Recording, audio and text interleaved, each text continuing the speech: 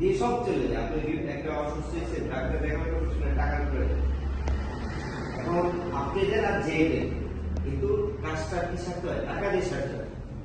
পরকালে আমার আমল দিয়ে আমার প্রত্যেকটা জায়গায়, আমার এই প্রত্যেকটা জায়গার প্রত্যেকটা স্টেপের যে অবস্থাগুলো, এগুলোকে আমার আমলের উপর ভিত্তি করে আমাকে পার করতে হবে। এই জন্যই আমরা বলে আল্লাহ যে